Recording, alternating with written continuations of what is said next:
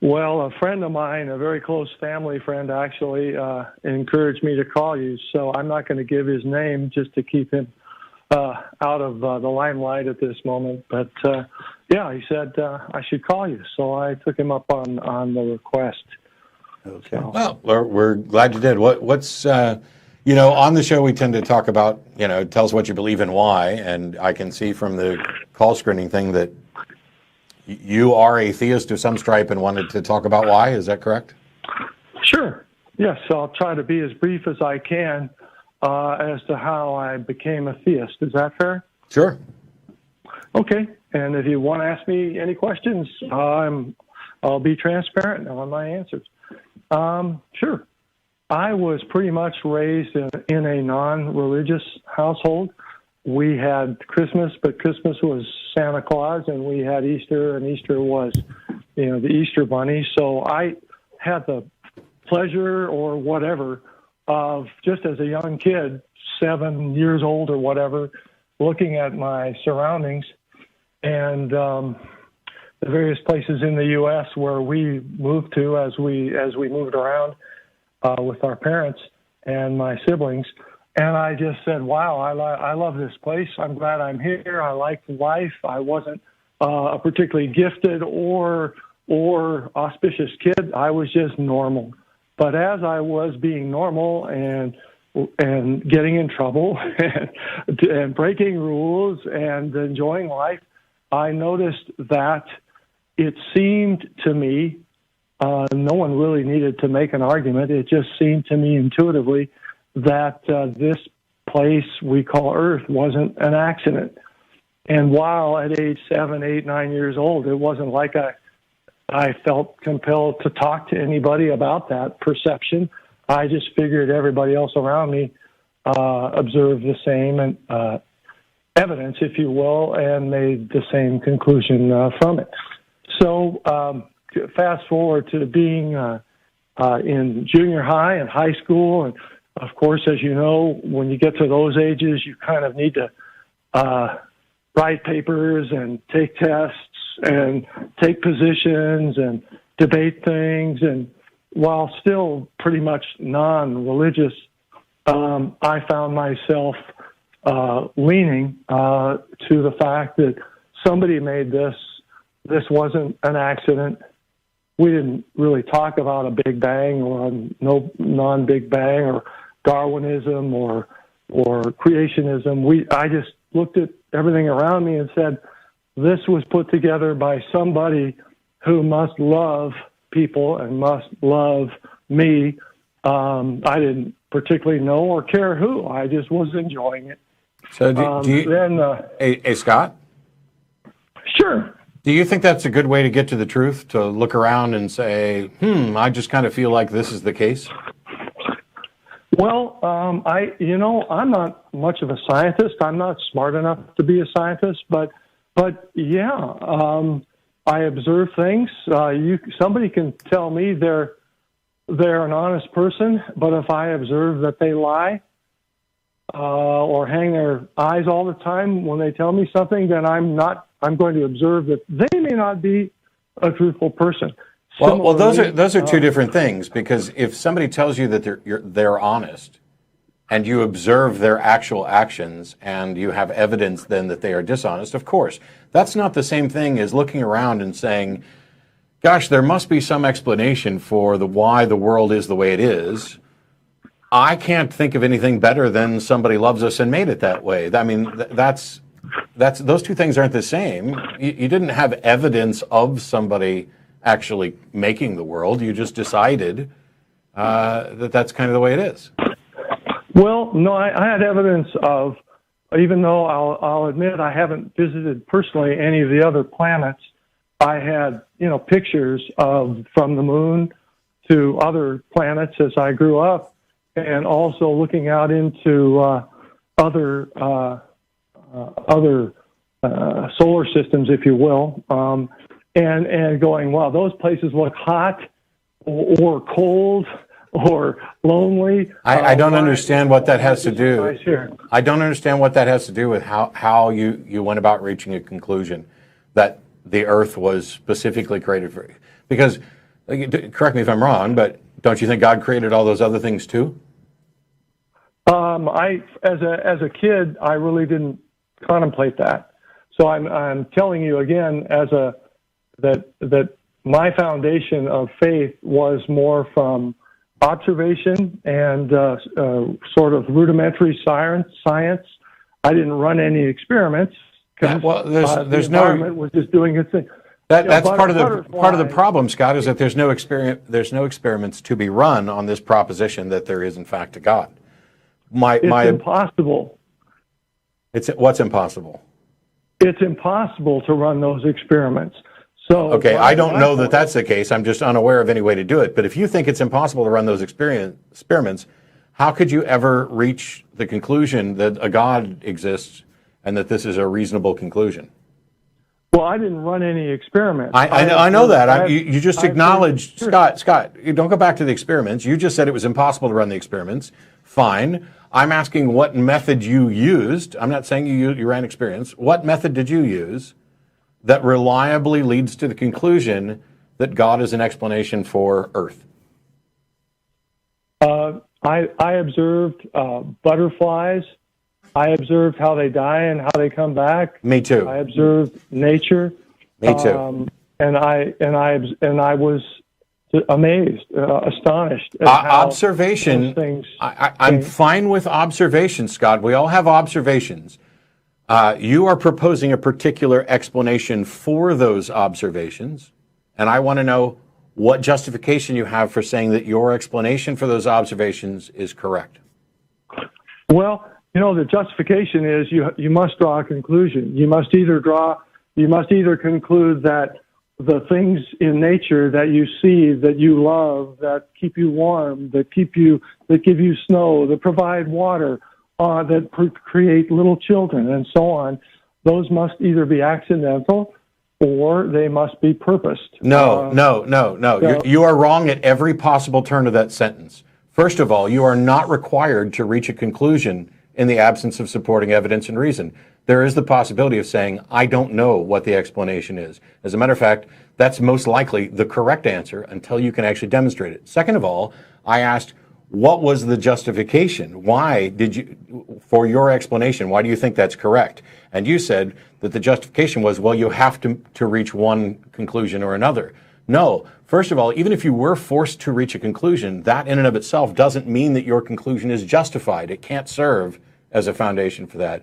And finally, and I noticed this earlier, you were saying, I looked around at the world and just can't believe that it's an accident. Therefore, the only other option is that there's a God who made it purposefully. That's a false dichotomy. Those aren't the only two options. And you are misunderstanding what science has to say about the formation of Earth and everything else. It's not mere accident. It's not like, a random throw of the dice. There are physical facts about nature and how it interacts. And so you have perhaps some randomness or something without intent. Just like if I start pushing a boulder at the top of a hill, I push it and it starts rolling. There was an intent in me pushing it, but that boulder is going to go down that hill based on what it interacts with. Is there a bigger rock that it hits and stops? Is there something that moves it to the left, to the right? Does it get in a rut? Does it end up in a stream? It goes down there. These are all laws of physics. And if you were to come down and say, there's no way that this boulder ended up here instead of one of these other 100 locations, unless somebody was guiding it all the way down the hill, that would be erroneous.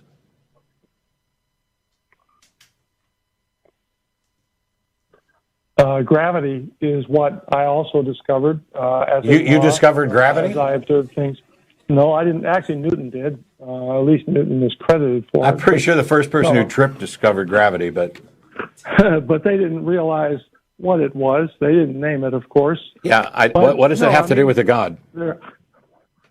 Well, if there wasn't gravity, where would you and I be right now? I have no idea what the hell that means or what it has to do with a justification for God. Okay, how far? Do you know how fast the Earth is spinning? Approximately 900 miles an hour or so, a little less, I think. Okay, yeah. I don't remember exactly, but yeah, something like that. So I don't know how that's relevant to God either, but go ahead. Well, if it was spinning at 20 miles an hour, or double it at 2,000 miles an hour. Pick any number you want. Do you Sure. think that would affect our lifestyle? Yeah, but I don't think that we are the intended purpose of the universe. The thing you're overlooking is that life evolves to fit the situation that it finds itself in. I mean, you can adjust various things and talk about what life might evolve on different planets or how that might change the process by which, or the end results. So Douglas Adams had this quote about a puddle of water that becomes sentient and starts looking around and says, "Man, look at this puddle this hole in the ground is perfectly molded to fit me," when in fact it's the water that fits to the hole in the ground, etc. I'm asking what justification there is to believe in God, and so far you've gone with, well, it can't be an accident. Well, that's not necessarily true. Well, I have to make one decision or another. That's not true. Well, where would I be without gravity? I don't even have a clue what the hell that has to do with the existence of a God. And how fast is the Earth rotating? Can you? If we didn't have gravity, to answer your question, if we didn't have gravity, we would be dead, or wouldn't even be having this conversation, because we probably would have died before we grew up. Yeah, but what the hell does that have to do with anything? It means that gravity's an accident, or some other explanation. Gravity is the label that we put on a fact about the physical universe. That objects are attracted to each other. That, on Earth things fall with an acceleration of 9.8 meters per second squared, et cetera. That we were able to quantify these things. Out there, let's say, where gravity doesn't affect things, like let's say there's an asteroid floating out there with some bacteria on it. That bacteria is sitting there saying, wow, I'm glad we don't have gravity, because that would ultimately change the environment that we're in and we wouldn't be here. See, what you're doing is you're looking at the situation, assuming that it was all made for you, and then going to the things and saying, oh, if we change this, I wouldn't be here. Well, so what? Who cares? What does that have to do with whether or not a God created anything? Something else would be here. If gravity was vastly different, then maybe another life form would be having the same conversation, saying, oh, good thing gravity isn't any stronger, we wouldn't be here. You do realize there are things that live at the bottom of the ocean in and around vents. So not only would the pressure kill you there, but the lack of oxygen would kill you there. And there's these poisonous, acidic chemicals there, and yet something lives there that's not you. Right? Right. Okay. Right. So now we're talking about two completely different life forms, which are ultimately incompatible. You can't live where it lives, and it can't live where you live. Which one of those was the universe designed for, and how do you know? Well, I would suggest that there's a chance that the universe was designed for all of those, and even the ones we haven't discovered yet. Sure. Okay, so you say there's a chance, but you've concluded that you have an explanation and that it's God, and I want to know why. Sure.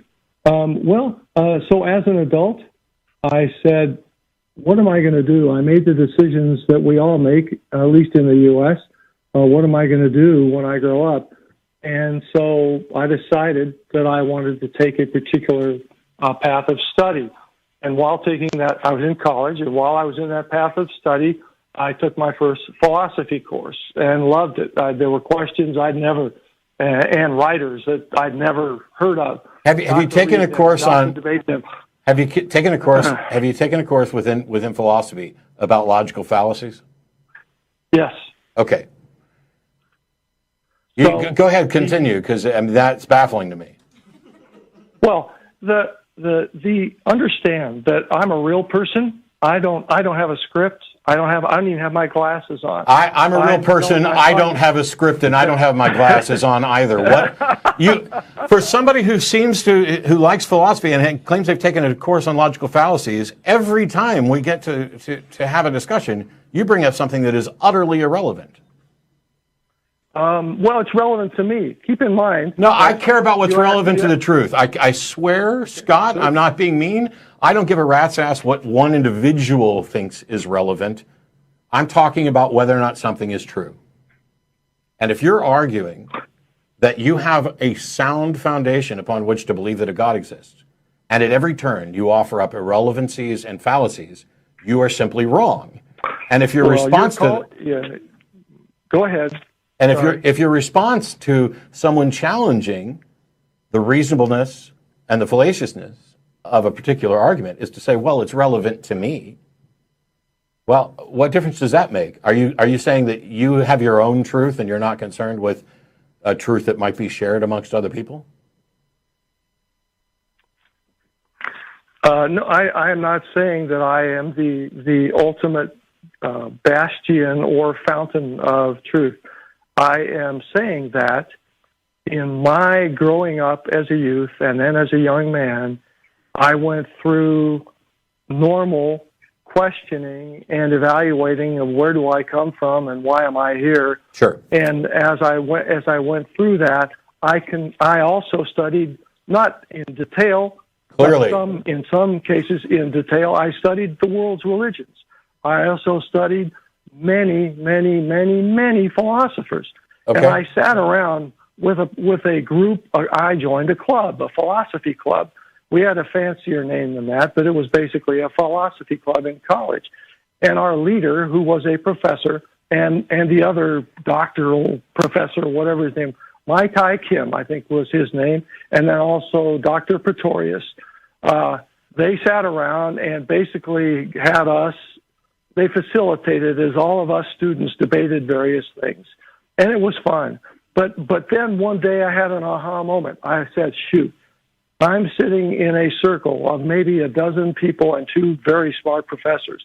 I don't know what any of their worldviews are, because it didn't even occur to me to say, hey, what do you believe in, if anything? But they all differed on so many things. Yeah. And there were very few logical fallacies, but many. Well, I'm not going to trust your ability to spot logical fallacies.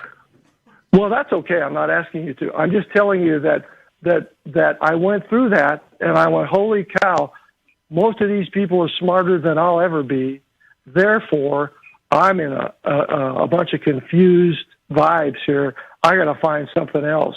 So I decided to check out some more formalized religions, and I checked them all out, studied them, almost joined one, but decided, nope, that one doesn't seem right. And then I eventually did a test that no one else can prove. Well, let me just back up. So during all of this, please don't. I really wish you wouldn't back up. I wish you'd get to the test, because I really want to get to a bunch of callers, and you're like, you just got to the point that I was most interested in, which is, hey, I've got to figure this out, so I'm going to do a test. Sure. Yeah. What was the test? And you're going to say the test is coincidence, okay? But I'll tell you what happened. So I'm in college. I have a sickness. It's not a fatal sickness, but it's a serious sickness. And I wanted to have fun my senior year, and it was taking me down. And I'm, oh, geez. So I basically told no one, but I finally said, okay, God, you know I've been with you all these years, not in a religious way, but just, you know, when I had a fight with my girlfriend, I would talk to you. I would praise you and sing songs to you as I was, you know, walking on a beach or something and say, wow, God, the moon is really pretty. That was my religion. Me and God, okay? Nothing formal. And then I go, but God, all these people on my college campus keep telling me about Jesus. And I don't know that, I suppose he's a historical figure, but is he really your son? Is he really someone who died on the cross and on purpose was sent here to do that for us? I just said, I don't know that I can go there, God, but here's what I'm going to do. I believe in you, but I'm going to test you to see if you want me to believe in Jesus. And so I said, okay, God, I want you to heal me from this sickness. It's gone on and on and on. And I'm going to the doctors. I'm getting doctor's care. It's not any better, but will you heal me from this? I told no one. And so I went about once a month. I would go in to have a blood test, and every blood test was, the white count was not good news. I'm not a medical guy, but it was not good news. And so I went in for my monthly white count test, and the doctor said, well, it's still bad news. Well, the next day, the woman in charge of the lab called me and said, you're better. And I said, well, you must have the wrong guy, because I feel as bad as I did yesterday when I was in your office. And she said, well, you're better. You've turned the corner, you're better. And she was right. It was, even though my body was still exhausted, and the sickness was gone. Okay. So that honestly, I forgot about that for about 6 months, conveniently. What? But I remembered. What? But I remembered. Yes. Come on. fallible. All right. Now, Scott, this conversation's gone on, and I promised quick conversations. This one's gone on for like probably 20 minutes or so. And we asked why you believe in God. And we finally get to this point where you say, hey, the big reason I believe in Jesus is because I had a sickness and I prayed for God to heal me, and he did. Except I forgot about it for 6 months. Exactly. Now, how the hell do you forget about that for 6 months? But second of all, Scott, were you on medication at the time? No. No medication. So you were going to see doctors and they weren't treating you at all? No, not for this. No, not for this.